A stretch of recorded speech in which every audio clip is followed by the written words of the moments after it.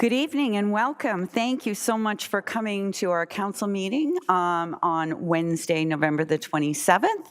I have to say it feels a little bit like a reunion in here tonight. So I just want to recognize some former members of council. We have former member Paul Wardlaw, Councillor Donna Arsati, and Councillor Rob Nickel all here tonight. So thank you so much for joining us. I also want to let you know that this meeting is being recorded and shall form part of the record, which will be retained according to the town's retention bylaw. And for more information on that bylaw, you can contact our clerk's office. So for those of you who are watching on live stream tonight, welcome. There's former Councillor Bill Van Berkel with us too. Geez, we have quorum from several terms ago. So thank you so much for that. And I know our CAO, Oliver Jershaw, is also joining us virtually tonight as well. So with that, I would ask for a mover and a seconder, or I'm sorry, first ask Councillor Waters, please, to provide our land acknowledgement statement. Thank you, Your Worship. The town of Innisfil acknowledges that the town is situated on treaty land that is steeped in rich Indigenous history. The town also acknowledges that this is the island land is traditional territories of the First Peoples of Turtle Island. It is shared between the Anishinaabe people of Beaujolais First Nations, Chippewas Rama First Nation, and Chippewas Georgina Island First Nation, and we thank them for their generations of stewardship. This meeting place is still the home to many Indigenous people, and as settlers, we are grateful to have the opportunity to work on this land. The town acknowledges the forced sacrifices that are the foundation of Canadian society today. We are dedicated to honoring Indigenous history and culture and committed to moving forward in the spirit of reconciliation and respect with all First Nation, Métis, and Inuit. Thank you so much, Councillor. We'll now ask for a mover and a seconder, please, to approve the agenda. First, we have open forum. Sorry, and Mr. Jim Firth, who's with Crozier and Associates, and consultant on behalf of Giampaolo Development, is with us virtually tonight. And welcome, Mr. Firth, whenever you're ready. Thank you, Mayor Dolan. Thank you, members of council. I know it's 2 minutes of open forum, so I'll be brief here. This is regarding item 8 on the consent list, C3, which is report regarding the Cookstown wastewater plant expansion. My name is Jim Firth. I'm a vice president at CF Crozier and Associates Consulting Engineers. Today I'm here on behalf of Giampaolo Developments to request servicing allocation at the Cookstown wastewater pollution control plant for their Victoria Street subdivision, and this is a 58-home project. To date, the town seems reluctant to grant allocation to our clients' applications, so we're here to provide further evidence and support for that. Recently, we made some submissions to town staff and identified several potential pathways for the town to safely grant allocation for this development. The 3 pathways we'd identified are the following. The town could grant allocation based on using existing available plant capacity, which I'll explain in a moment. The town can grant allocation knowing that a plant expansion is on the horizon, which will provide more availability. And the town can grant allocation by returning to the 5% reserve capacity threshold previously in place. So to elaborate briefly and being mindful of my time, we recently undertook our own calculations on sewage flows and noted a disconnect between the measured spare capacity and the allocated spare capacity at the plant. According to the In-Service's 2023 annual performance report, the average daily inflow was approximately 78% of the plant's capacity. And we know that the town has a policy of maintaining a 10% reserve. So therefore, at the 90% allocation, that should give space for about 112 units of allocation. And I believe the town's calculations show only 82 is available. We also noted a significant amount of the allocation, about 66 units, is being held for future users in Stage 2. Stage 2 is largely made up of existing residential properties who may be considering adding more units to their properties. However, we'd like the town to review if these addresses, which have been assigned allocation as part of Phase 2, have met their obligations to connect promptly. Holding on to the reserve capacity for non-users, we don't believe is an effective use of the town's infrastructure.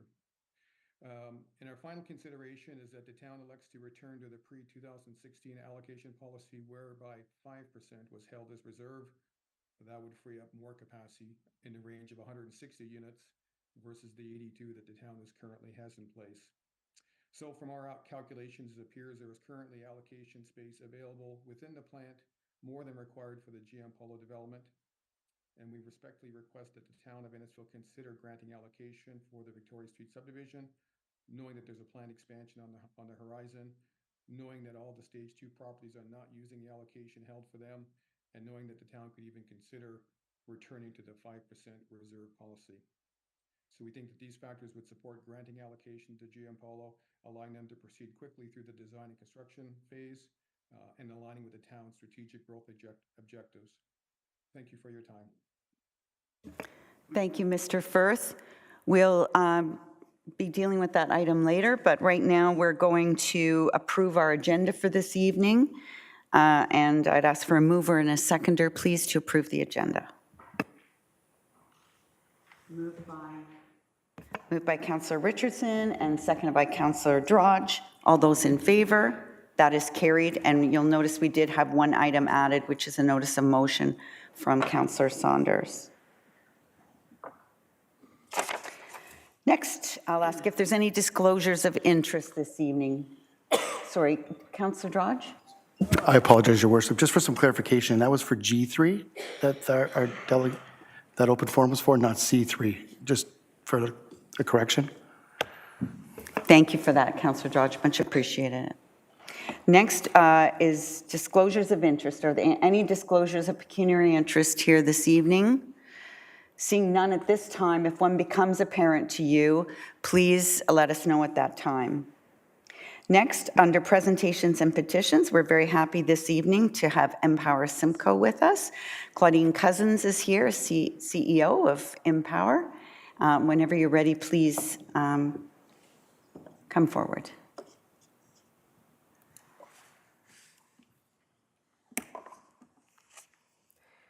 Thank you, Mayor Doolin and Council. Thank you for having me. I'm here just to share information to Council and those present.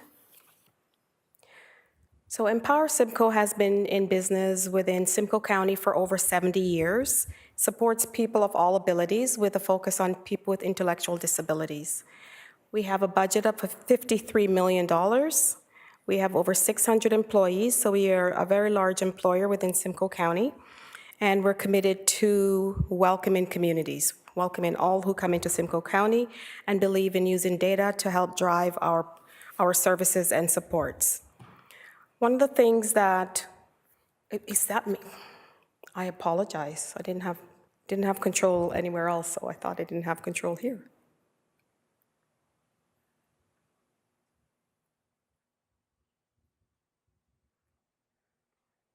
Okay, thank you. So just apply that to what I just said. So one of the things that I just wanted to highlight is that Simcoe County, as well as our whole country, including Empower Simcoe, is interested in how we support those within our communities who are in need of housing, in need of living a good life, really. That's what we're all about. And one of the things that we do is we are an agency that provides the Housing First program in Simcoe County. So we're the lead for Housing First. And as a nonprofit, we work with community partners such as yourselves to access funding within the Canadian Mortgage and Housing Corporation, as well as loans and access lower interest rates for any of those. One of the things that we've noticed is that CMHC, as they continue to improve their services to municipalities and organizations such as us, they're taking a look to see what the definition of a door means. So when you build a house or apartment, building a house for someone with a disability is not the same as building a house for myself or yourself. The cost is usually much higher because of the material, the needs, all of those things. So we have been able to work with CMHC to help them understand that by showing them what the cost is for those, to help them understand when they go into a community. When we talk about deeply affordable housing, we're talking about housing that is for individuals who are on ODSP but also have disabilities who need support to live a meaningful life. And that doesn't mean that, they're making $30,000 or even $20,000 a year. It is individuals with disability who need support but also has to live somewhere. We have access to some of the programs by CMHC, which are, as you see up here, the new apartment construction loan program, the Affordable Housing Fund, the Housing Accelerator Fund, and others, where we have been working with CMHC on all of those to help our partners within the community.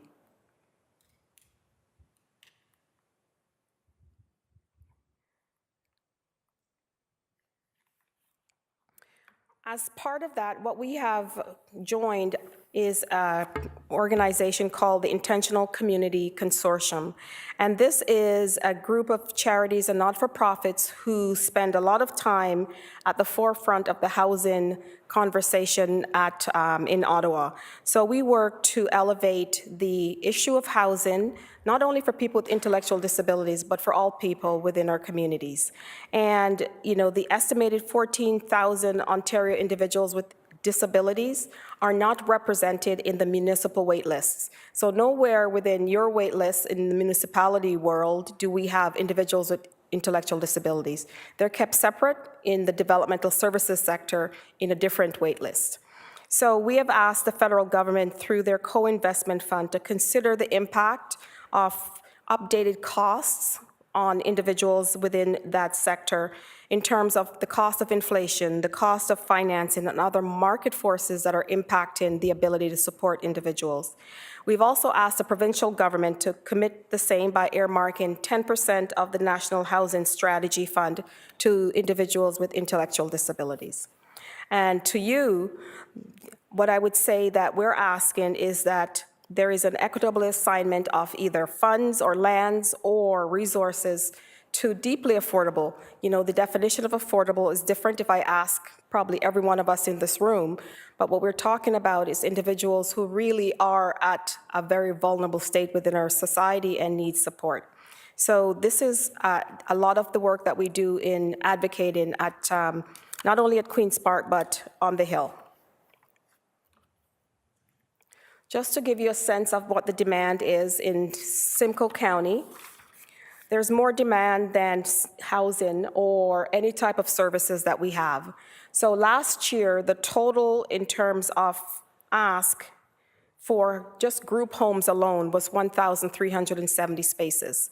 And as you can see from the presentation up there, the only available spaces within Simcoe County, not even talking, Innisfil, Barrie, all of Simcoe was 14. So the gap is really big, and we're trying to not only raise the awareness of this, we're also trying to raise the awareness of the types of services. The number one service request is respite, for caregivers who are looking after individuals who have a disability who lives with them. Over 1,600 requests, and we can't fill that. We have 2 respite beds in all of Simcoe County. So that is really difficult to be able to meet the needs. Also, from a provincial perspective, there are over 52,000 people on the wait list, and that is of September this year. And that list continues to grow each and every year. As you can see on here for Simcoe County, it shows the age group in terms of who's looking for services, but it also shows you that year over year, the numbers continue to go up. And from the Developmental Services Ontario, which is the entry point to services, they're saying that they've received 1,306 new referrals this year, and almost half of those are eligible for services, yet we have no services to provide them. So in terms of wrapping this up, we are funded by the Ministry of Children, Community and Social Services. We're funded by the county, and we're funded through other grants that we access and or fundraising. And for the majority of our fund coming from Ministry of Children, Community and Social Services. And one of the reasons why we are seeing such a shortfall in our funding is that our funding is not attached to the cost of living, so each year our funding gets eroded.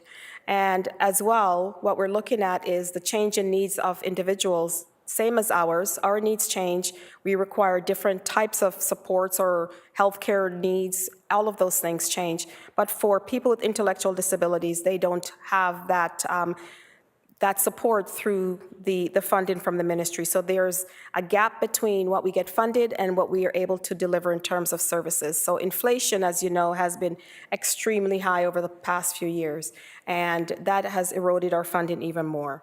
So, you know, I just wanted to flag that as a organization within Simcoe County, we provide early on child and family services. We have autism programs, we have passport programs, which is individualized funding to help people to get respite. And then we have over 43 group homes in Simcoe County. We don't have group homes in Innisfil, but we are looking to support families who are saying they need support within your community, and we're looking to see how best we can do that by partnering with developers, with municipalities and others in order to do that. We have a foundation, and we're willing to come to the table with resources to help make that happen. So just wanted to say thank you very much. Just wanted to bring that bit of an overview of who we are, what we do, and what some of the challenges are for people with intellectual disabilities within Simcoe County. Thank you very much, Claudine. Questions or comments for Claudine from Empower? I just had one about the respite. Seems like a real gap in services there. Is there anyone else other than Empower that offers respite beds? There, with all the agencies that are in Simcoe County, so CLASS from Alliston, us, E3 in Collinwood, we all come together. We have 2, and we have 4 in total. So that is one of the highest places we see the requests. We started a program called Respitality, where we partner with our hospitality industry here in Simcoe County. They provide accommodation and sometimes meals and all of those so that we can put together packages for individuals who need respite. But that is through fundraising. We funded that on our own because we see the need. And that's outside the ministry's funded programs for respite, but respite is not one of the ones we get funding for within our portfolio. Thank you, Ms. Cousins. Thank you for your presentation. I'm seeing no other hands, so thank you again for the important work you do. Could I please ask for a mover and a seconder, please, to receive the presentation? Moved by Deputy Mayor Fowler, seconded by Councillor Zanella. All those in favor? That is carried. Thank you very much. Our next delegation is from Donna Arsati. Donna is the chair of the Ward Boundary Review Ad Hoc Committee. And welcome, Ms. Arsati, whenever you're ready. Thank you very much. Good evening, Your Worship, Deputy Mayor, members of council and staff and public. Staff presented a report for council's approval to hire the chosen consulting team of Watson and Associates economists to work with the Ward Boundary Ad Hoc Committee to prepare the report and option you have before you this evening. I'm here this evening on behalf of the Ward Boundary Review Ad Hoc Committee.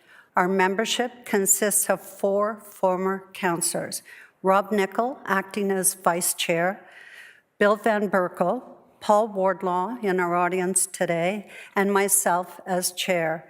We have 1 independent member of Innisfil, and that is Emma Perry. And I want to thank each of the team members for their time, their commitment, and their dedication to this project. It's not easy. And I want to thank our role, actually, is to work with the team of Watson Associates, the economists, who are experts in the field of comprehensive boundary reviews, to review the current electoral system of ward representation that has been in place in Innisfil for the past 16 years. Our goal, to determine a fair and equitable system of representation of population parity across the wards. We first discussed the current ward system. The committee and consultants determined there was no need to reduce or increase the number of wards or members of council in Innisfil. The existing size works. Data. We then listened to the data gathered by Dr. Robert Williams, who is a public affairs consultant specializing in municipal electoral systems, and his consulting team of Mr. Josh Valenti and Mr. Jack Amandoli, who is here this evening. Public input. Committee members discussed the options and recommendations from the consultants along the way, using the guiding principles to review the impact of each design to assist us in shifting the way we ourselves viewed the ward options. We attended the public open houses, took into consideration input from residents. Some we could not achieve due to parity in population. Others we could achieve, keeping Lefroy and Belleurt in one ward, meeting the request to not split Sandy Cove Acres in community into 2 wards. The current ward system has shown a steady increase in population. Some of the wards will have minimal change or remain the same. Using the population distribution ward example of 2024 shows 2 wards with over 10,000 residents, while others are in the 3,000 range. Without change, this gap will continue to grow between them, resulting in a need for parity, a fair representation of populations across the wards, and by council representation and workloads to manage growth effectively. Change, as you know, is not easy. We are asking each of you to have a paradigm shift tonight in how you view the options and the final recommendation presented to you this evening.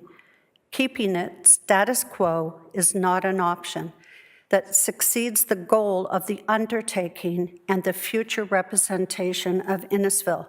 The consultants prepared options before you, and in their expertise felt it was better to view the wards with letters, to take away the personal view of your current ward, to enable you to look at how the ward would look if it followed the guideline of population parity in Innisfil.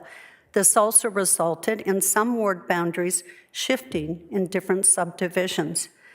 From my experience, I have found that many residents do not know what ward they live in. I'm sure you found that as well.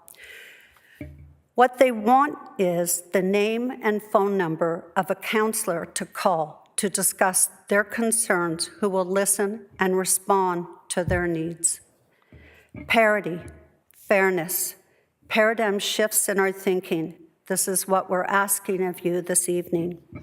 We feel that option 3A meets all the guiding principles, criteria to meet these needs with adaptability to transition to option 3B to adjust population parity with the future growth in the orbit when that happens.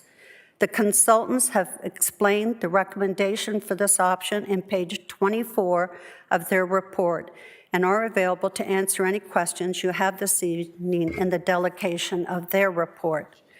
I want to thank each of you for stepping into the role that you have chosen and for all the hard work and effort that each of you have put into serving your residents and the town of Innisfil at large. I know it's not easy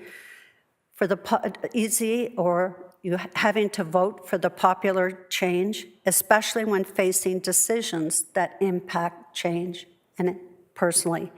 As council, you have an opportunity to shape the future of Innisfil and make decisions on fair and effective representation by ward and councillor workloads for the next and future elections. Thank you.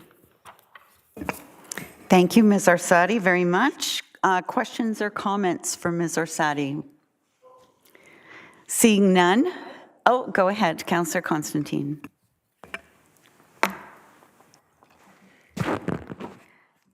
What are the primary purpose of this ward boundary review, and was the review necessary at this time?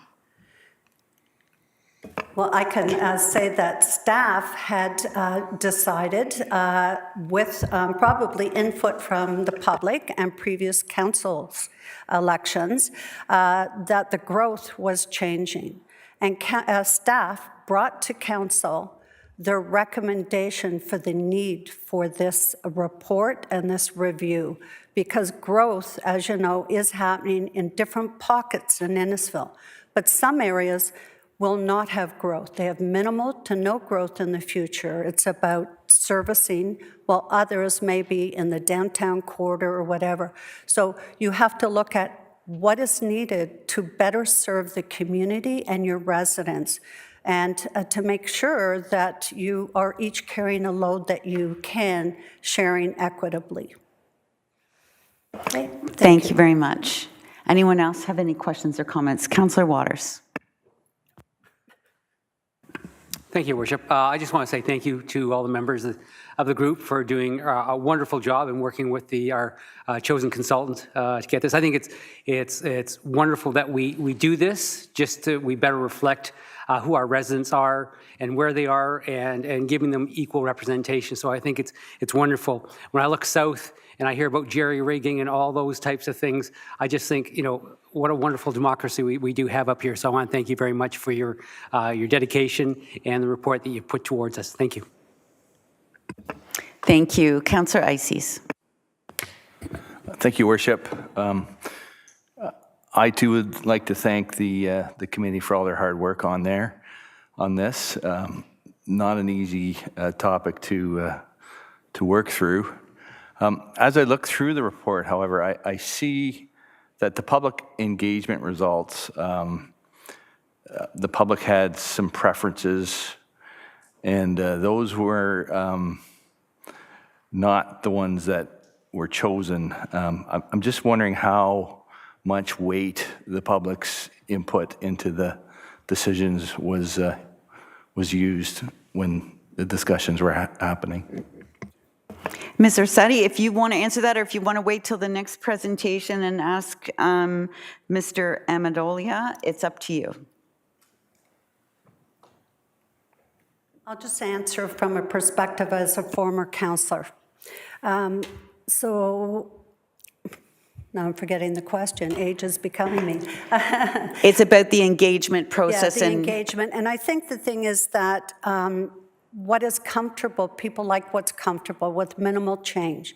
And option 2A was chosen by, and as you know, when we have open houses or we ask for input from our residents, we get very few residents who reply out of 40,000 population. I think there was something like 31, and Jack can correct me on that.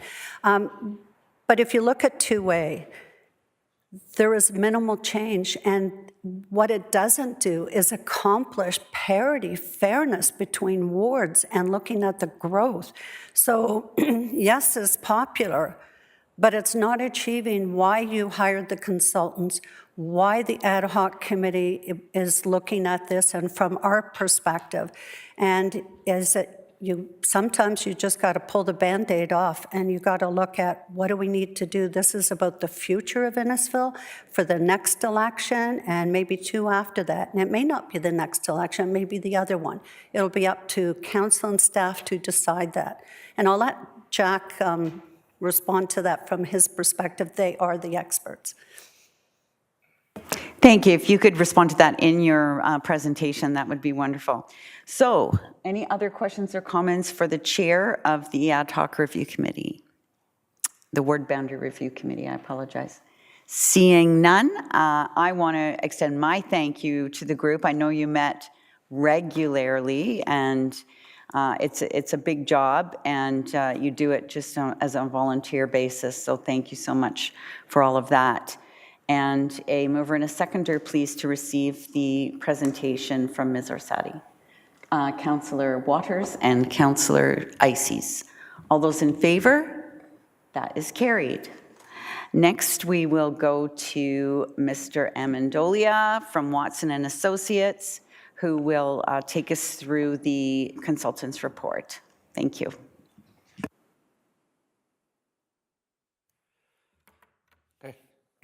Great, thank you. Thanks to council for having me here tonight. Makes it very easy to follow that up. I think a lot of the information that I wanted to highlight was done quite well by Mrs. Orsatti. So I'm going to be brief and really try to focus on the final option if there's any questions and discussions, and try to hit some of the points that were brought up earlier as well. So really quickly, a little bit of context, like was mentioned. Initial system was set up in 1991. There was some modification to the existing system in 2009, but when that existing system was set up, population was a little under 22,000. Fast forward to 2024, population's a little under 50,000. The system remains the same, mayor and deputy mayor elected at large, 7 councillors, 1 per ward. Again, just some reference to remember is that, and this relates, I think, a little bit to the last question about public engagement. All of the analysis is important, from research to public engagement to our professional experiences and expertise. But ultimately, what we tend to fall back on in terms of the evaluation of both the existing ward system as well as any options we come up with is the guiding principles that you see on the screen now. Representation by population, inherent in pretty much every democratic system on earth, that principle is applied. Representation of communities of interest. We recognize that it's not just a population exercise, but we want to recognize the fabric of communities within Innisfil, some of the historical villages and communities as much as we can. Especially important here, it's not just the existing population, but future growth, and how is that going to impact the design of the wards. And physical and natural boundaries. What already exists, it was already mentioned that sometimes we don't know what ward we're in. The more we can make those lines identifiable and they make sense based on major arterials or natural and physical boundaries, I think the better that your ward system is going to be. And ultimately, we're trying to do this in combination. All these principles are trying to provide better representation, more effective representation for your residents. So quickly about the existing system, and I'm not going to go into every detail here, but I think it was mentioned again by Mrs. Orsatti. The main impetus behind this review was the population growth that's occurred in Innisfil. Like we said, it was a system created for about 22,000 people, but you're at around 50,000 people now. And as a result of that growth, it hasn't been uniform across your municipality. It's been concentrated in certain areas, and then in the future, it's going to be concentrated again in certain areas a little bit different than where it's been historically. So you can see that some of the population variation, like was mentioned, some wards at around 10,000, some wards are around 3,000. So based on that, when we evaluate the existing system, we think it does not provide effective representation because those population principles, both today as well as future population, are too far out of parity. So in terms of the survey, and I'll touch on this before we look at some of the results, just maybe to answer the question that was asked. So all of these things are looked at. I can't tell you that we place 15 or 30% on the survey or this percentage on this aspect. It's really trying to be taken in conjunction with all of these things. So for us, the public engagement aspect, excuse me, maybe a little bit different here because we also had a committee made up of residents and former councillors. But for us, the public engagement aspect isn't to go out and say, vote on your most popular or favorite option that we present, and we're going to pick that one. Because like was mentioned, we can't just make this a popularity contest. We have to adhere to research, our experiences, the guiding principles, all these different things, staff, council, the committee as well. So it's tough to put a number on it, but it's really just a part for us to ground truth some of the things that we talk about. What I think is more important when we talk about public engagement isn't necessarily the vote on the preferred options, but it's a type of things that we hear. You can't do this, it would be better this way. It's those tweaks that we hear from the public, the feedback we hear from the public that allows us to make some tweaks to the options, or it allows us to focus on what we think are the options that might work best for this particular town. In terms of a couple of the stats, in terms of we'll focus on the survey for a minute. So 2 rounds of public engagement were had, surveys put out in each round of engagement. First phase was a little bit more free-form. We don't have options yet. We're asking a little more touchy-feely questions, if you will. Don't usually have great response in that first phase. This is across the province, not anything unique to Innisfil. So you can see only 22 respondents to the survey in round one, but 167 respondents in round two. And I can tell you that that is equal with some of the much larger places in Ontario where we're doing ward boundary reviews. So really robust engagement and really good response in that second round. In terms of guiding principles, again, over 50%, about 55% of your residents who responded thought that population should be paramount. That goes in line with exactly what we've been talking about tonight. In terms of asking which ward you live in, it was a nice spread across the entire municipality. So it wasn't like one ward was really dominating the responses on the survey. And like was mentioned, excuse me, the options that are going to be presented as the final option by the committee tonight were not the most favored by the public. And you can see that in the results. Option 1, option 2A, no option at all, no preference, had much stronger favorability in terms of the survey or people who responded to the survey. But like we addressed already, it's something that we definitely considered and took into our final evaluation. But you can see that obviously that the final recommendation to council was not the most favored by the public. So preliminary options, and I'll be really brief about going through these. So 5 total preliminary options were put out to the public, and I already mentioned sort of what they were based on and provided a few of the results. So just a couple of quantitative results. 32% picked 2A as the favorite option, 22% option 1, 22% no preference at all. Also important to note that 70 people who filled out the survey chose not to respond to this question. Okay, so a reminder or a little refresher on the 5 preliminary options that we presented. So option 1, a couple of highlights, I think. One or a couple of major things. So you can notice that there are 2 wards that represent most of the rural area in the existing system in option 1, that turns to 1. The other thing you'll notice is that the Lakeshore ward, or the ward representing the Lakeshore, becomes almost 1 ward. So it's a long, skinny ward that covers a good chunk of the waterfront. We'll talk a little bit more detail or if there's any questions, but ultimately the committee and the consultants agreed that wasn't felt that this option presented decent population parity, and the committee continued to remind us throughout this process that that should be one of the drivers, that should be the impetus. That's why the council wanted to look at a ward boundary review. So we decided not to go forward with this option largely because of that. The other thing the committee outlined to us was that while in theory, a Lakeshore ward trying to unify those interests conceptually might be okay, in practicality or reality, committee thought that it might be a difficult ward to actually have effective representation in. So those are a couple of the points on preliminary option 1. Preliminary option 2 was really a bit of a tweak to the existing system. Again, when we look at the population parity that's achieved, especially in this coming election or based on existing populations, again, we just couldn't deal quite properly, at least in our opinion and the committee's opinion, with some of that population parity. It started to get a little bit better as some of the growth occurred, but ultimately, because of the failure to meet the short-term population parity, the committee felt that this was not an option that was viable to go forward. Option 2B, very similar to option 1. I think the biggest difference that we can look in option 2B compared to option 1 does still have that 1 larger rural ward, but because of what we heard regarding that Lakeshore ward, where we tried to put it mostly in 1 in option 1, in this one we tried to split it up amongst a couple of wards just to deal with some of the feedback we heard from the committee.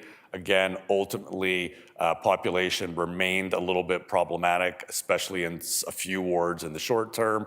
Again, a little bit better for the most part when we look at some of the growth in the longer term, but again, not really doing what we wanted to from a population parity perspective.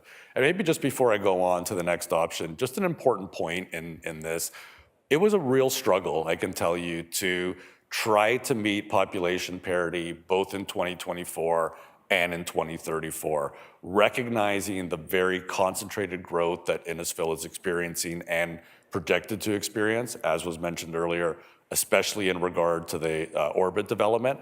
It's very difficult that we're going to have a system that's going to really balance all of these out well and meet the future. And you can see, I think, from some of the examples so far, some of the challenges that we had.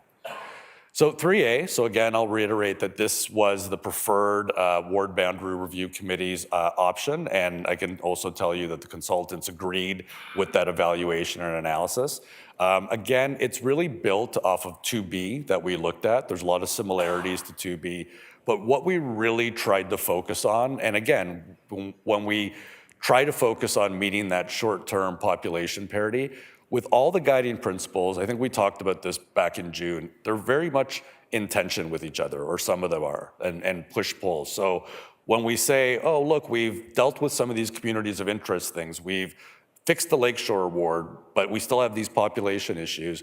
When we start to move lines to deal with that population, some of those other things start to fall off the table and can't be perfect. But what ultimately the consultants and the committee felt about this option was that it gave the municipality an option that tried to balance those things as best as possible. It tried to listen to some of the feedback. It dealt with communities of interest. It has quite good, especially considering what we just spoke about, the 2024 population parity is really, really good considering still meeting some of these other guiding principles and requirements. So that's ultimately why we felt that this was the option that we wanted to recommend to council, a much more balanced approach than the other ones. But more importantly, and again, this theme was recurrent throughout our meetings, was we couldn't forget about population parity, and this one addressed that better than any of the other ones. Again, one fault or maybe one con of this is that, like we mentioned, when this growth starts to occur in Innisfil, it's difficult to maintain that parity throughout the next 10 years, but maybe that's why I'll go to this next one, and it was mentioned by Mrs. Arsadi as well, is that what we did with 3B is we made a couple of slight tweaks to 3A to account for how that growth or how the growth is projected to occur in the future. So this might give council an option where if council in their wisdom said, yeah, 3A seems to do what we wanted to do for today, we recognize that almost none of them are going to work long term, but now we have an option that maybe by moving a couple of lines, not throughout the entire municipality, but in a couple of wards, we might be able to have a ward system that lasts for a couple of decades rather than an election or two. So I think I've tried to go through sort of the why, but maybe a quick summary. So obviously, like I said, we think 3A was the most balanced. It hits most of the guiding principles. We acknowledged, like I just said, that population growth brings some parity concerns, but we think with some tweaks, there are some options available to council to address that. And ultimately, we think that 3A was the best solution for the entirety of Innisfil. And sometimes that is difficult to address as well, where you tend to get focused sometimes on the wards that have the most problematic population issues. But what we wanted to do was provide something that we thought was going to be, again, fairly long-lasting, meet the guiding principles, and be good for the entire municipality. Really quickly, why not some of the other options? I think we got into them, but just as a quick summary for council, option one, and again, maybe through all of these, population parity was definitely a concern. Option one, single Lakeshore Ward, heard some negative feedback on that. 2A, 2B, not quite meeting the population parity principle that we wanted to. And 3B, while we felt that could be a very good future alternative or configuration for the municipality, because the growth was so low in some of the wards until that development happened, we didn't think it was viable for the short term. So to finish off tonight, just to remind council some of the authority that they have. So the Municipal Act gives council the authority to determine the size of council, gives council the authority to determine how council is going to be elected, and if council is elected by wards, the Municipal Act gives council the authority to divide or redivide those wards or completely dissolve those wards if council so desires. Based on the recommendations that are put forward to you tonight, council has a couple of options. Council can choose the recommended option as presented tonight. Council can ask the committee and the consultant team and staff for tweaks or changes to that recommended option. Council can choose one of the other recommended options. Council can act for changes to those recommended options, or council can take, like we said, council can choose to dissolve the wards entirely, or council can take no action at all tonight. Should council choose to take action and implement new ward boundaries, it would have to pass a bylaw to do so. That bylaw, proper notice would have to be given of that bylaw. And the last part for council to be aware of is if you pass a bylaw, that bylaw can be appealed to the Ontario Land Tribunal. However, if council decides to take no action at all, can't be appealed, but it can still be petitioned. And through a petition, the petition can compel council to consider a ward boundary review or a change. If council does not, that goes to the Ontario Land Tribunal. The tribunal will compel you possibly to make a change as well. So I'll stop there, and if there's any comments or questions, I'd be happy to take them. Thanks for your attention. Thank you very much. Questions or comments from members of council? Councillor Drudge. Thank you, Your Worship. Just curious to how you came about the one farm or the one council representation in that whole rural area. What kind of conversations were you having in regards to that? Yeah, I mean, quite frankly and simply, population parity. The way that Innisfil has grown, trying to use that area and still have two wards. And we have an example that retains that two-ward rural system. The population is just not in parity with the other wards. So it was honestly total population parity on why we went from 2 to 1.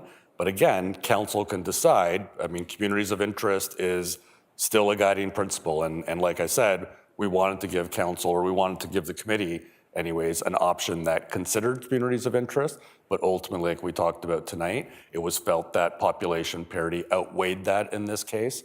So ultimately, that's why the 1 rural ward versus 2 in the recommended option. Other questions and comments from members of council? I've had a couple of comments and a question. First of all, I just wanted you to let council know other communities that you're doing this important work in. I want them to know that Watson and Associates is known around the province for this work. Thank you. So I think you're in London right now. Oh yeah, I think we're doing about 14 or 15 of them. London, Vaughan, Severn, just starting Barrie in a couple of weeks. I'm missing a whole bunch of them, but Haldimand, Gravenhurst, we just finished. I feel like I'm being quizzed right now. but those are a few, and there's more, but those are a few off the top of my head, yeah. I just wanted for council to understand that you are experts in this field. Yeah. And then I wanted to talk about why have ward boundaries. And I think that there's a lot of municipalities that have ward boundaries that shouldn't, when they're like one entity. But I think it's imperative for us because we represent so many different communities and different characteristics in these different communities, and we want to make sure that everyone feels their voice is heard across the municipality, which is really quite varied. And it's, you know, I joke about this, but it's true. Our Director of Operations says one of the toughest jobs, because it'll be raining in Cookstown, it'll be slush in Churchill, and it'll be flurries in Big Bay Point all at the same time. So it's the same with the communities and the way people interact in their communities. But so I do think ward boundaries are really important in our community. Another reason I think they are is because sometimes, particularly around elections, there can be an issue that affects a certain group of people and not others. And a good example was Tiny Township, when they ended up with a council that was totally seasonal residents. There wasn't one person on council that actually lived in the community that they were representing full-time. So I think there are lots of reasons for and for not wards, but I really think choosing the ward system for Innisfil is the right thing. Then my final comment has to do with rep by pop, which, yes, it's democratic, it's important, but that population, I think, and maybe one of the guiding principles and I'm totally looking at this from a workload perspective, and for somebody who's been doing this for 29, 30 years, is workload. And population that has lived here for 5 years and under, that lives in a brand new subdivision, that has no potholes, they have proper sidewalks, they have street lighting, they probably work outside of the community and get home at 7 o'clock at night, have young kids that play in sports. You don't hear from them. The people who are third and fourth generation in a really old community that doesn't have sidewalks, that has open ditches, that has 4 churches that, you know, all have events at the same time. Those communities, everybody knows who their ward councillor is in those communities, and the workload, from my perspective, is higher. Another experience in workload issues, I had a ward for 20 years that didn't have any lakeshore. And I was astounded at the work that Lakeshore brings to a counselor. So that would be my only comment, is sometimes I think that it's not, although population's very important, it's the characteristics of that population that also, and again, that's rep by pop is more important than that, because they should have their vote should have the same weight as everybody else's vote. So I totally get that part of it. I'm definitely just looking at the workload piece of it. Councillor Ices. Thank you, Worship. The comment I thought about, and I wondered how much the committee discussed, was maybe the differences in rural and urban in the town of Innisfil. And so if I could expand on that, my concern is, by relying so heavily on population as the #1 guiding principle, that as soon as you go there, you automatically turn a rural area into an urban area just by the numbers. So how do we continue to represent the rural views through a ward system when population is #1?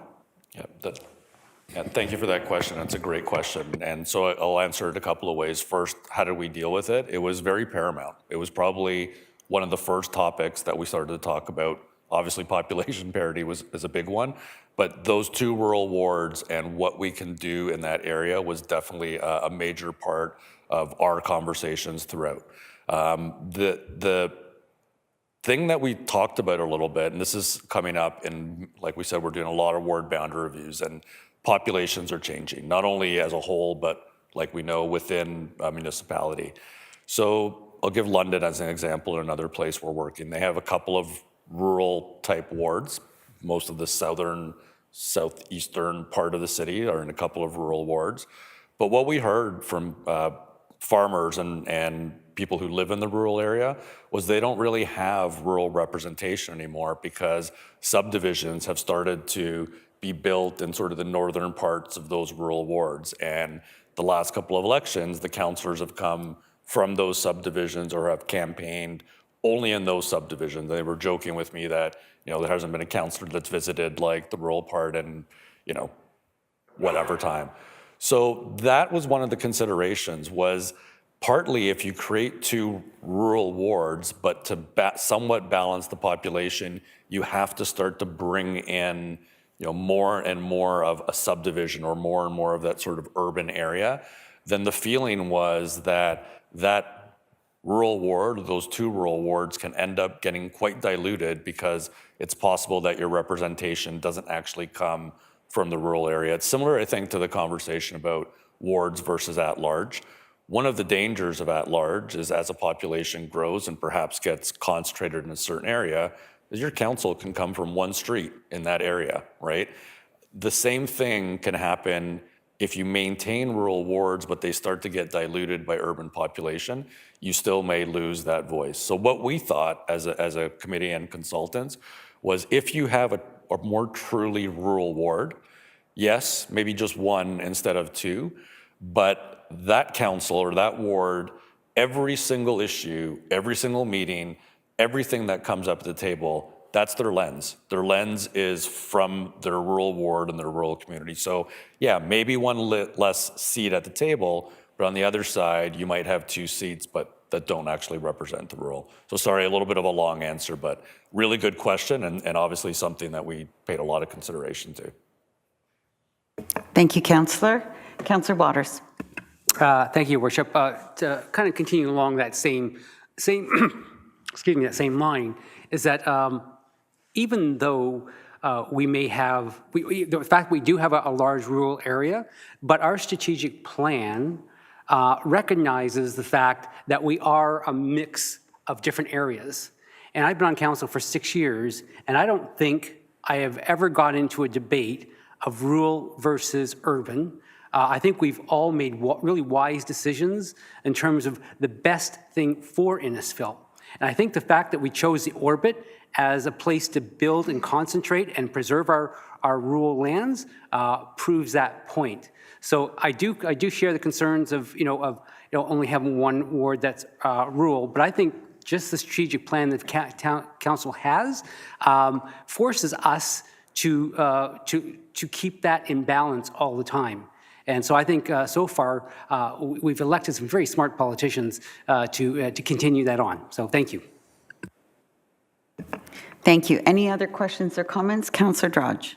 Thank you, Your Worship. I guess just along the same lines, I look at it a little bit differently. If you have one councillor that's representing an entire rural ward, and I understand that it would be heavily weighted by communities when it comes to the vote for electing that councillor, but once those councillors are elected, or that one councillor is elected, that farming community only has really one voice at the table, where, if you have that rural ward broken up between 2 different wards, there would be ultimately 2 councillors that could, they could approach and have conversations with. So as much as I know, and there is a concern also, because if you have one big rural ward, especially the way it's laid out right now, Cookstown, Stroud, and you even have Churchill and Fennells Corners in there, those are communities that might not necessarily be so attuned to the rural area. So having a ward split the farmer ward apart would ultimately give them 2 avenues to go to in case one councillor might not necessarily be so attuned to the farming community. So that's a thought that I just had. Yeah, and I think that's a super fair debate and a super fair discussion. Good luck with that, Council. Right? That's ultimately what it comes down to, is all those things we're talking about tonight, and how ultimately as a council, how you balance all of those things and still put out a system that you think is going to work for the municipality. It's exactly these discussion points and questions. So, yeah. Thank you very much. Any other questions or comments? So then we'll call the vote to receive the delegation. Mover and a seconder, please. That would be Councillor Waters and Councillor Drudge. And before I say all in favor, I'm just going to say thank you again to the committee members that have given up so much of their time to help inform and make sure that that this had an Innisfil lens on it. And thank you to Councillor Van Berkel, who I think is joined us virtually for this conversation. Thank you to all of you. And so all in favor of the recommendation to receive the delegation, that is carried. Thank you very much. Now we'll go to item 7, which is any of the associations that you have been asked to sit on by this council. If you have anything that you'd like to report out. Conservation authorities, library boards, seeing none. Oh, Councillor Fowler. Deputy Mayor Fowler. Thank you, Your Worship. With county, there's been an item brought forward that's up for discussion, and they're going to be expanding this to all of the municipalities in Simcoe County. It's a municipal insurance pool startup. The idea is that the same amount of money goes in, but a certain allotment is deferred into a pool. When you look at the report, it says a substantial savings of $1 to $2 million over the next 5 years for all those who join at the ground level. The report says Innisfil would be saving approximately $1.45 million. We're looking at a 13 to 20% cut immediately, and then a 19 to 27% decrease in overall costs over the next 5 years after setup. We're talking, this should be coming to council. We should be getting a report regarding detailing everything, but they're asking everyone to commit by March 1st. So those that get on the ground level, they want to launch by June 1st. And the money that is being taken in, they're going to be putting it aside to an advisory board, and any community who signs up for it will have a subscriber having representation and a single vote. Basically, they would take care of claims handling, appointment of adjusters and defense counsel for anything beyond the initial deductible up to $500,000. The idea being that we can save a lot of money by pooling the resources together and having the board that represents the people from each community into this. So I think it's worth looking into, and when it comes forward to council, I actually do look forward to reading up more on it and sharing the information. As well, the Heritage Advisory Committee met last week. We sat down with many of the churches in the community, the places of worship, and we had a session regarding places of worship and how heritage designation would protect them in the long run. We had many local churches. I think there was like 5 different churches there, which is really impressive for the evening. And the idea is we're looking to protect our heritage resources. We're looking to make sure that as Innisfil grows, we protect the history that came before that we built on our shoulders, staying on the shoulders of. Thank you. Thank you. Councillor Saunders. Thank you, Madam Mayor. I don't have anything for the Accessibility Board, but with our Library Board, it's all happening in Ward 3, so Jennifer's going to include all our library boards in with her community stuff. Wonderful. Thank you. Any other comments or questions? Councillor Drudge. Thank you, Worship. At the LSRCA, we have our tenders in, and we're about to tend out the Scanlon Creek Center, the new center that's being built in Scanlon Creek, so they'll be breaking ground in 2025.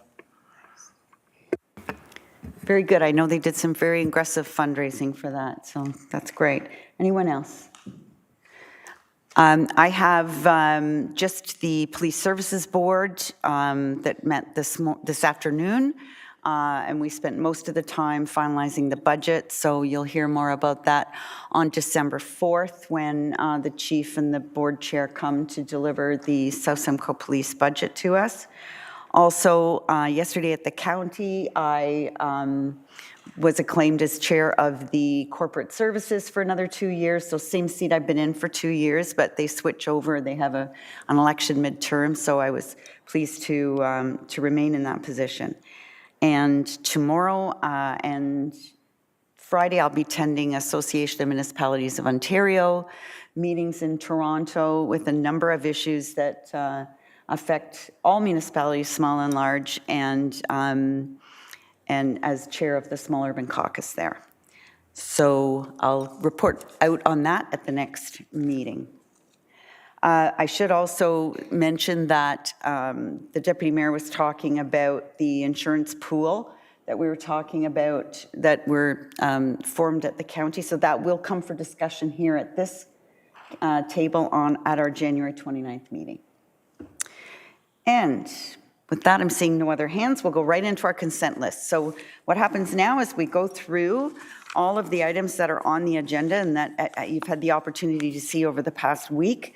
We will, if we agree with the recommendation and the staff recommendation, we'll simply not pull it. We can ask questions, or if we pull it, we might revise recommendations once we resolve into committee of the whole. So we'll go through that process now, starting with A1, the special council meeting minutes dated October the 30th. A2, the council meeting minutes dated November 13th. B1, the summary report of the Ward Boundary Review Ad Hoc Committee meeting. Councillor Drudge. I'd like to refer that to committee of the whole, please. Thank you. B2, the Innisfil Heritage Advisory Committee meeting. B3, the Innisfil Accessibility Advisory Committee meeting. C1, this is the staff report, the utilities review, update, and governance recommendations.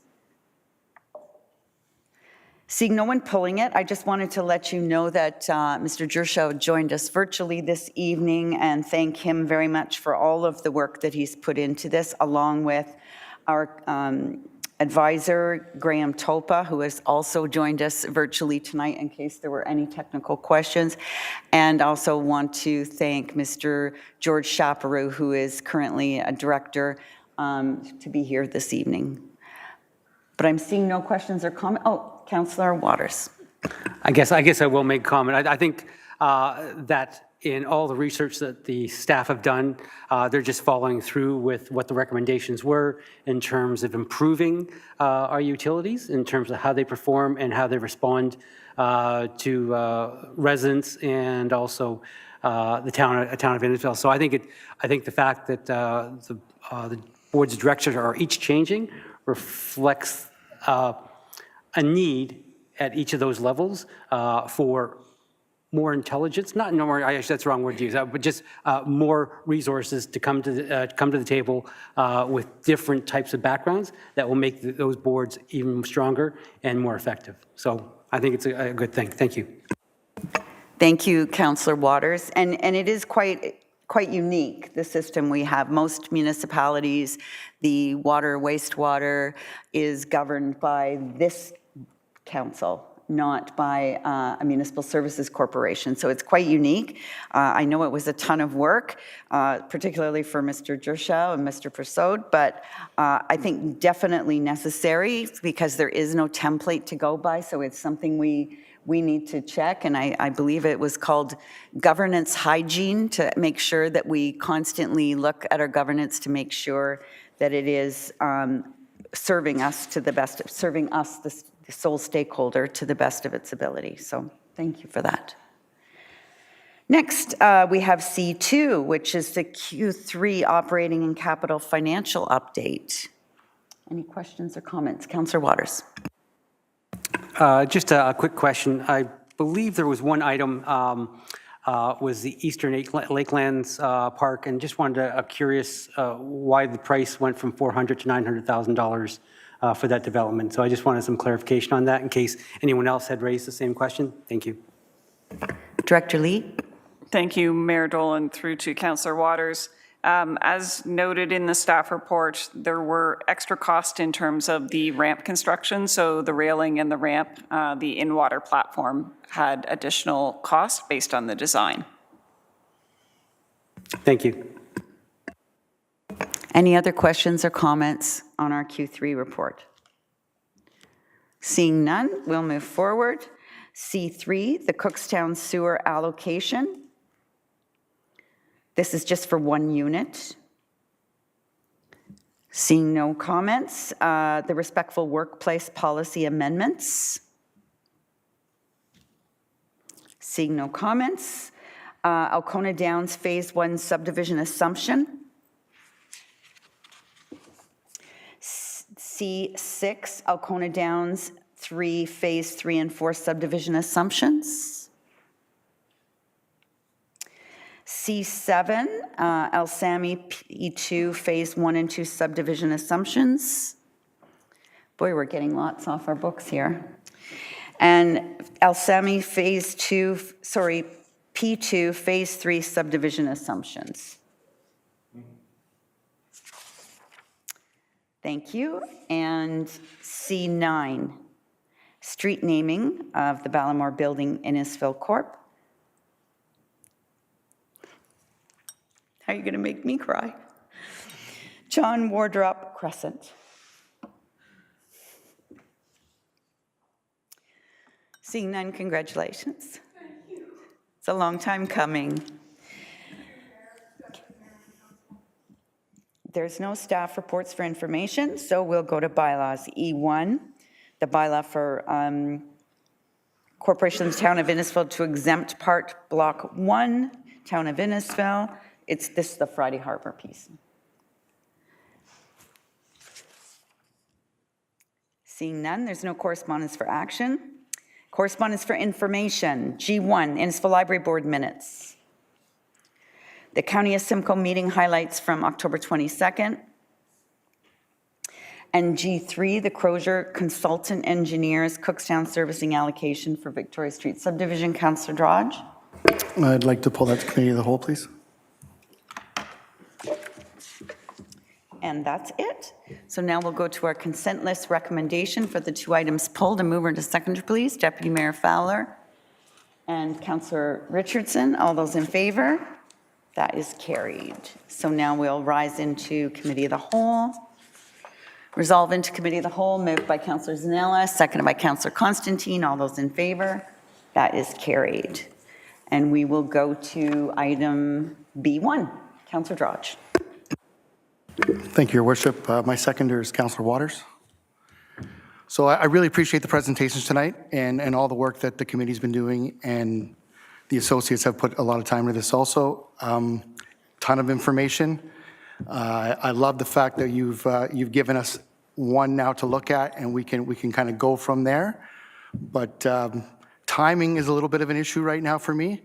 We are going through budget cycles, so I'm hoping to maybe defer, so I would like to receive this evening, but I would like to defer our decision to February, I believe 13th was the 12th, sorry, February 12th. And that's just simply because this is a pretty heavy decision to make on the future of where Innisfil kind of goes. And I think as councillors, along with budget happening right now, really can't put full thought into this. So I'd just like to defer till February 12th. So there's a motion to defer. So now any questions or comments on the deferral motion? Councillor Waters.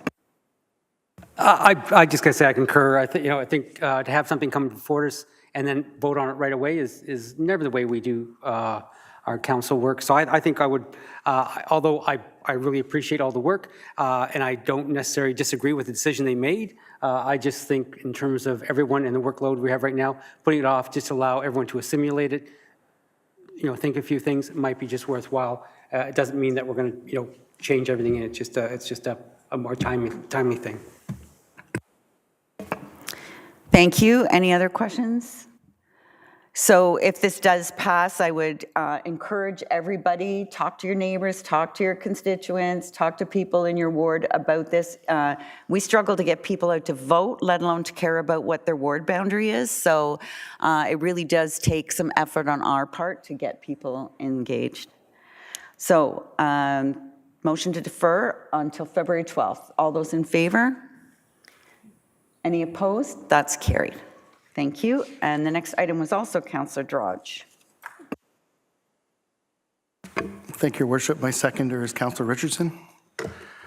So we received a letter from Crozier Consulting Engineers, and there's a lot of questions there. So this is simply just to refer this to staff to answer those comments that were in that letter.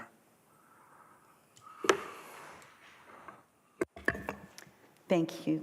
Director Lee? Mayor Dolan, can I just clarify, would the intent be that thered be a follow-up report then to council or just a response to Crozier? I feel just a response to Crozier at this time, just to start that conversation. Thank you, Councillor Dodge. This file has a long history, and I would be happy to have a coffee with you one day and go through it all with you. Anyone else? Seeing none, all those in favor? That is carried. Next, we'll ask for the rise recommendation, please. Councillor Zanella and Councillor Constantine, all those in favor? That is carried. Next, we'll adopt the recommendations from Committee of the Whole, please. Moved by Councillor Dodge, seconded by Councillor Richardson. All those in favor? That is carried. Next is motion, which this one actually is not, we haven't given, am I reading that right, Madam Clerk, because my intent for this particular recommendation was just a notice of motion. It should be just notice of motion for this evening, and it will be considered at the next council meeting on December the 11th as a motion. Thank you. So please don't strain your eyes trying to read the whole thing. It's basically advocacy for our South Campus of RVH. And some work that's going to be done there. So this is just notice, and this motion I will bring forward at our meeting on December 11th, and it'll be part of that agenda. Next is item 10, motion to introduce without notice. So this is a motion that was added onto the agenda at the beginning, and it's a motion without notice or to waive notice for this evening. So in order to do that, our procedural bylaw says we must have 2/3 vote of council to approve to waive notice of a motion. But should we not, Madam Clerk, be seeing the motion that we want to consider waiving? Yes, if Kim could put it up on the screen first. Thank you. Okay. So this is a notice of motion brought forward by Councillor Saunders, and it's regarding compensation increases for county councillors. And I'm assuming Councillor Saunders is bringing it forward because it's time sensitive and is asking for motion to be waived. Or, sorry, notice to be waived. Okay, I'll get through this night yet. Thank you. So I'll pass it to you, Councillor Saunders. Oh, first we need to have the vote. Sorry, 2/3 in order to waive notice this evening. That's carried. Okay, now I'll pass it to Councillor Saunders. Thank you, Madam Mayor. I just have a few things to say before I get into this. It says, I would be amiss if I did not bring this to the floor. Sorry, Councillor, you need a seconder to get it on the floor, and then you can talk. Sorry, my seconder is Councillor Richardson. Sorry. Go ahead. I would be amiss if I did not bring to the forefront a point that I believe is important regarding finances, budgeting, spending, and tax rates. While we're all in deliberations and reviewing the town budget, while we're all hearing and seeing the social chatter on tax rates, property taxes within our boundaries, we are all witnessing many struggling under the current economic situations. Our deputy mayor voted to give himself a $146 pay increase in his county council salary. I recall it being explained as a merely $2.70 per resident, as what was perceived as a brush off of stance and remark on his part. $2.70 with 43,000 residents within Innisfil is $116,100. This is a salary of a much-needed police officer or fire officer, a service to many families struggling. $2.70 may not serve as much when worded as such, but to some it's a warm soup and a loaf of bread. At what point does the decision to serve the people become self-serving? I believe votes such as these increases may teeter on a self-serving aspect rather than the first mentioned point of serving the people. I'm asking and hoping that our Premier Doug Ford will step in and act on this over-the-top raise voted in by our Deputy Mayor and some County Council. So, my notice of motion is, whereas the Council of the Town of Innisfil recognizes the impacts of inflation has on the taxpayers, and whereas vulnerable and lower incomes may be faced with even more difficult decisions to maintain their standards of living, and whereas taxpayers continue to be burdened with rising taxes at the municipal, provincial, and federal level, and whereas increases to the County of Simcoe budgets are passed onto the municipalities within the county, and whereas members of the County Council are first and foremost members of their own municipal council and receive additional pay as County Council members. Now therefore be it resolved that the Council of the Corporation of Innisfil appeals to the County Council members to repeal their County Council wage increase, and that a copy of this resolution be submitted to the Premier of Ontario, Honourable Doug Ford, Barrie Municipal Member of Parliament, Honorable Andrea Cajun, and to all municipalities within the County of Simcoe. With this, I would like to have a recorded vote, please. Thank you, Councillor Saunders. Questions or comments on the motion on the floor? Deputy Mayor Fowler. Thank you, Your Worship. As I was directly mentioned, I will bring up a point that the $2.71 per person per year is not inclusive of the raise itself. The raise itself is 78 cents. So if you are looking to make a motion or point out that somebody is going to be suffering because of 78 cents a year per person, there are far greater battles you can make. And if you're so inclined to do this, would you be willing, and I'm asking this directly, would you be willing to freeze this council wages for the next term, should you be able to be returning, should you get elected, so that you can pass on those savings and lead by example? So, Deputy Mayor, any questions you have come through the chair? That's okay. Other questions or comments on this motion? Councillor Zanella. I'm also having a really hard time with this because we're going through budget. We have people in our community and other communities in Simcoe. We have people living on the streets. We have people that can't afford groceries. We have people that are begging for food. Our food banks are empty. Our fridges are empty all the time. So, trying to justify this at this time, it doesn't sit well with me. Councillor Waters. Thank you, Your Worship. Just as a rebuttal to the Deputy Mayor, is that Council accepts an equal pay increase that staff get. So if staff get 2%, we get a 2%. So that's quite a bit different than the amount that was passed by County Council. And so I think I agree with the motion that's in front of us. Thank you. Thank you. I'm going to get everybody a chance to go first, and then I'll give you last word, Deputy Mayor. Councillor Ices. Thank you, Worship. I took a bit of interest in this issue as well. I went on the county YouTube channel and watched the county council meeting, and it was debated quite fiercely. I don't agree with the decision that was made either. I guess I struggle a little bit about what lane we are in here. There's a system in place. We have two representatives that we trust to make decisions. We don't always agree with them. Do we, by commenting on this, are we in a lane that is proper? So I struggle with this. I don't know how I'm going to vote on this. If I voted against it, that would be my reason. But I do agree that the decision was incorrect. Thank you. Deputy Mayor.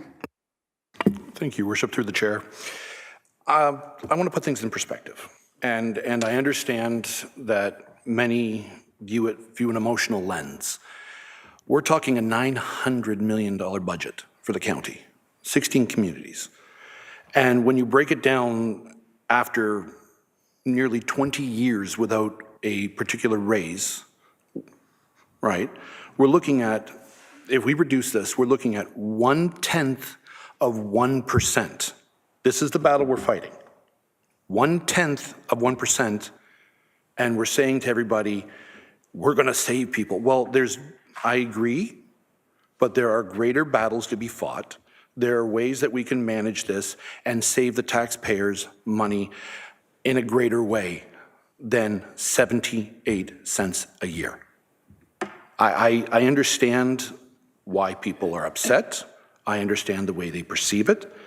But if you look at it through the numbers, we can tackle greater things within our community. We could have many people come to us and speak at council. We can have all of council come to us and say to the mayor and myself, this is what we want, this is what we don't want at the county level, this is what we want you to say. And I'd be more than willing to fight a battle.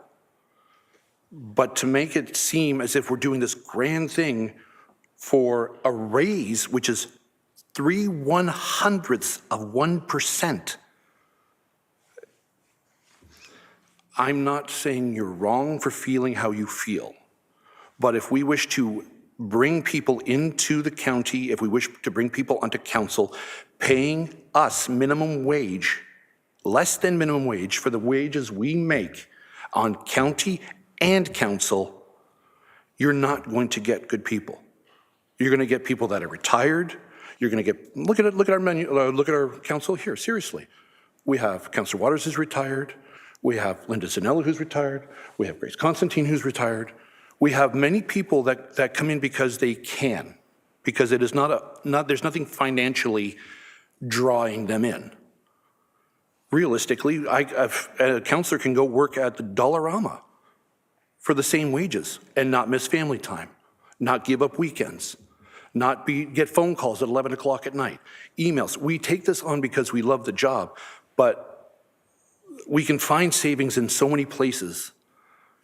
I feel, my personal opinion, this is grandstanding on the councillor's part. And if such is the case, we will vote with our motions. Councillor Constantine? I just want to say this is my first time seeing this motion, so I don't have anything to say about it. Thank you.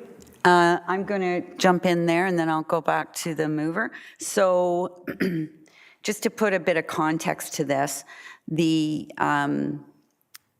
pressure's been on the county for a number of years to lower the number of county councillors that are there. There's 32 county councillors representing 350,000 people. And it's the largest council in Ontario currently since the Premier cut the City of Toronto. So the Governance Committee recommended that, and the answers from the floor were, we're such a bargain. We make so little money, so why can't we be 32, 31, why can't we be such a large council? Because, you know, we're not costing a lot of money. So we stayed at 32 plus added a ward councillor, so now we're 33. So in fact, instead of cutting like we were supposed to do, we actually added a member of council. Then when it came to funding, the Governance Committee had recommended once you cut to 16, then pay those 16 more money, because you can pay them more money and still cost the same because you're only paying half the number of people. Then the whole idea about attracting people who were able to maybe not able to work for such a low salary. But the very important part of this recommendation, and one that keeps getting lost, is that this was for 2026. This was for a new council. You all know how we do our wages here, and we've always done them that way, and we have never had an issue. We have a committee of volunteers from the public that do a comparator, that decide what the next council should get paid. We never vote ourselves a raise. To me, voting yourself that type of a raise is unconscionable. No matter who you are and no matter how many cents it is, voting yourself that type of a raise it's just, that's not why you come into this business in the first place, is to do that. And it makes discussions over pennies. We're going to be here all day on December 4th and all day on December 6th. And we're going to be looking at trying to cut tiny little bits out of that budget to bring it down just the tiniest bit. And it might only be 70 cents, but we're going to do it. We're going to go through it line by line and we're going to find every cut we can get. But so the idea behind that, and to Councillor Icey's part, and I totally get the stay in your lane piece. I've used that in the past when provincial governments or federal governments try to do municipal work. The trouble is, we know this government is not afraid of getting in municipal lanes. They cut the size of the city of Toronto. They're pulling bike lanes. Speaking of getting in people's lanes, they're pulling out lanes in the city of Toronto. And the premier, when he heard of this almost tripling of the salaries of county councils, said, oh, and now they're going to come and ask me for a grant for this or this or that.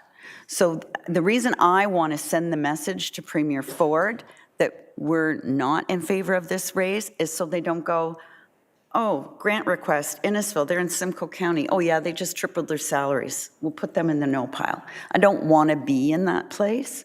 So, so for that reason, I will be supporting it regardless of the fact it is kind of jumping the fence a bit. Sorry, Councillor Saunders. Thank you, Madam Mayor. Just please be assured that I am not grandstanding, but I'm also definitely not trying to minimize or justify a 146% increase in your salary, Deputy Mayor, that is going in your pocket. Whether it's $2.70 or 78 cents, that's coming out of our residents' pockets and going into yours. So don't say I'm grandstanding, and I'm definitely not justifying it. So any other questions or comments before we call the vote? Seeing none, we have a mover and a seconder on the motion. All in favor of the motion? Oh, sorry, recorded vote. My apologies. Sorry, Councillor Saunders. Thank you, Your Worship. The names will be called in a randomized order, and please answer yes or no when your name is called. Councillor Droge. In favor? Councillor Waters. In favor? Councillor Ices. In favor. Councillor Saunders. In favor. Councillor Constantine. Yes. Deputy Mayor Fowler. Why not? Yes. Councillor Richardson. In favor. Mayor Dolan. In favor. Councillor Zanella. In favor. The motion carries unanimously. Thank you. We'll now move on to, is it announcements? Yes, announcements. So we'll go to Ward 1, Councillor Ices. Thank you, Your Worship. Before I get into upcoming announcements, I wanted to thank Councillor Droge for riding shotgun in the truck with me in the parade on the weekend as we helped Ice Corps put on another really successful parade. And I wanted to also thank Ice Corps for their hard work on that once again. This November 30th, this Saturday, there's an Innisfil holiday market at the Stroud Arena from 10 to 3. Also in Stroud on December 7th, Saturday, the firefighters have their tree lighting, always a great time. The farmers are bringing the tractors to Stroud as well on December 9th with their annual Christmas parade. And also, we wanted to save the date for December 15th. The Innisfil Spartans are having their annual pajama toss during the game. So look forward to that. Thank you, Councillor Constantine. Thank you, Your Worship. On Saturday, Leaf for United Church and Grange Hall will be having a bake sale. Lots of goodies like cranberry loaf, lemon poppy seed cake, oatmeal raisin cake, banana bread, pecan merguenos, whatever. So if you can go and support it, it's the fund they're raising is for the church. Thank you, Councillor Richardson. Happening tomorrow at the Lakeshore Branch Library is the Innisfil AI event from 6 till 8. And then on Saturday is the annual Gingerbread House contest put on by the Rotary. It starts at 10:30. The judging and the winner announcements will be done at 1:30. On Monday, December 2nd, Nantyre Parent Council is hosting a scholarship information session from 6 till 7 p.m. And then on December 7th, there's a social services fair happening at Lakeshore Branch from 11:30 to 2. Every Saturday at Lakeshore Branch, there's a Play-A-Palooza. It's from 2:30 to 3:30. It's for all ages. And just a reminder that every Friday night at Lakeshore Branch is team nights. Thank you. Councillor Waters. Thank you, Your Worship. Ward 4, Euchre Night at Lions Hall, November 29th, starting at 7 p.m. Goodfellow Craft Sale from 10 till 2, November 30th. And tree lighting at the Fire Station number 1, December 6th, from 7 to 8 p.m. Thank you. Thank you. Councillor Zanella. Thank you, Madam Mayor. I don't have anything coming up, but I wanted to say that we had the 3rd annual holiday market at the Lakeside Dance on November 16th, and it was a great day, great turnout, lots of vendors, and everything from candles to food to jewelry. It was a great day. Thank you. I spent way too much money at that one, Councillor Zanella. Councillor Saunders. The Friday Harbor Holiday Market is going to continue from now until Christmas. Every Friday, Saturday, and Sunday, they'll have local vendors, and they can have photos with Santa. Thank you. Councillor Drodge. Thank you, Your Worship. December 1st, Three Feathers is having their holiday market from 10 a.m. to 3 p.m. Harbor House Grill is doing Euchre Night starting on Mondays from 6:30 p.m. It's $10 a person. On December 6th, the Harbor House Grill is doing a holiday market, but this is a PM thing, so 5 p.m.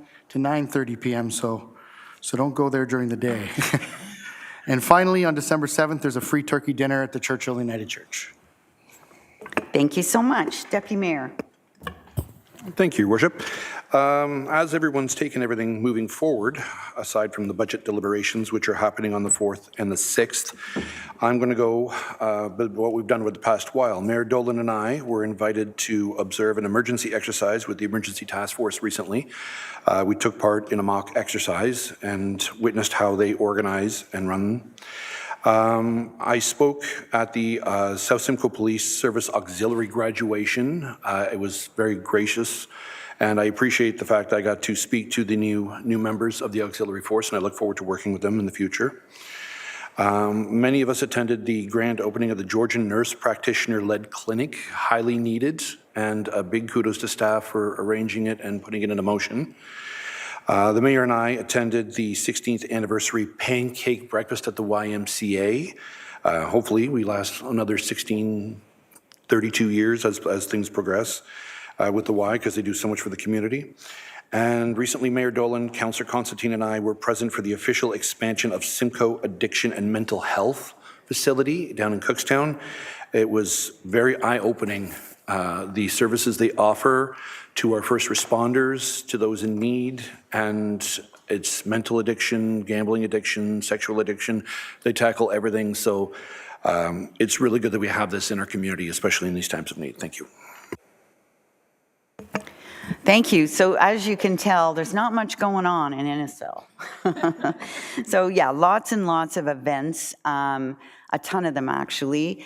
I attended the Painswick Horticultural AGM. I attended the Innisfil Garden AGM. I attended the Innisfil Historical Society AGM.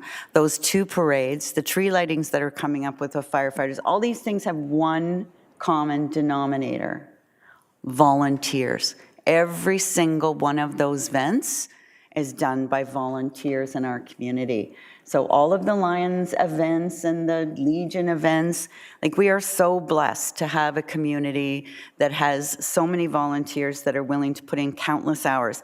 One of the requirements of the horticultural societies, in order for them to get their grant every year, is they need to come up with an accumulated number of hours of volunteer hours they've put into their program. And if we took that, if we got that number for each organization in Innisfil, can you imagine the amount of hours it takes ICE Corp or the Cookstown Chamber of Commerce to put on Light Up Night, how many hours it takes to organize something like that? So I just, kudos to all of the volunteers for putting the jolly in our holidays. I'm looking forward to, and it's open for the public, anybody who would like to come on December the 4th or December the 6th, we'll be here all day. I know Councillor Orsatti will be here pouring over her numbers. We've got some work to do. We've got a high budget number and we've got to bring it down. And also on December the 4th, we're going to be having a stormwater open house for the Orbit project here as well. And also, please be generous and give for those less fortunate. I'll be at the LCBO with my Salvation Army kettle sometime in December. And we're going to have one more council meeting before the end of the year, which is on December the 11th.